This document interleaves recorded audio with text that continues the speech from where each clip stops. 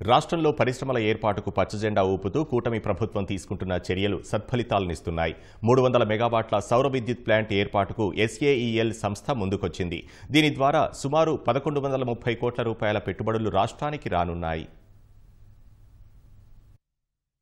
రాష్ట్రంలో మరో భారీ సౌర విద్యుత్ ప్రాజెక్టు ఏర్పాటు కానుంది.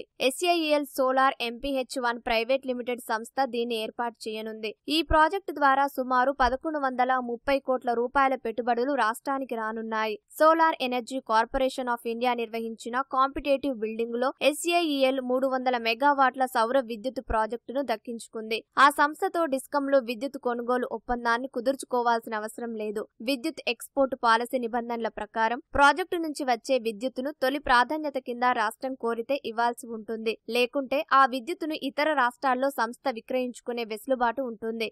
SAEL సంస్థ 6.5 గిగావాట్ల కంటే ఎక్కువ ఇండిపెండెంట్ విద్యుత్ ఉత్పత్తి ప్రాజెక్టులను నిర్వహిస్తోంది. అధునాతన టనెల్ ఆక్సైడ్ పాసివేటెడ్ కాంటాక్ట్ సాంకేతికతను వినియోగించి 3.5 గిగావాట్ల సామర్థ్యం ఉన్న సౌర మాడ్యూల్ తయారు యూనిట్ ను నిర్వహిస్తుంది. పంజాబ్, హర్యానా, రాజస్థాన్లలో 11 వేస్ట్ టు ఎనర్జీ ప్లాంట్లను నిర్వహిస్తోంది. వాటి ద్వారా ఏటా 2 మిలియన్ టన్నుల వ్యవసాయ వ్యర్థాలను సంస్థ వినియోగిస్తోంది. ప్రాజెక్టు ఏర్పాటుకు అవసరమైన నిధులను విదేశీ ఆర్థిక సంస్థల నుంచి సమకూర్చుకోనున్నట్లు సంస్థ తెలిపింది. Asia infrastructure investment bank, new development bank, society general గ్రూపులు ఒక్కొక్కటి 377 కోట్ల చొప్పున అందిస్తామని సెకికి దాఖలు చేసిన బిల్డింగ్ ప్రతిపాదనలో తెలిపింది. ఈ మొత్తాన్ని ప్రాజెక్టు అమలు, అభివృద్ధి, నిర్వహణకు సంస్థ వినియోగించనుంది.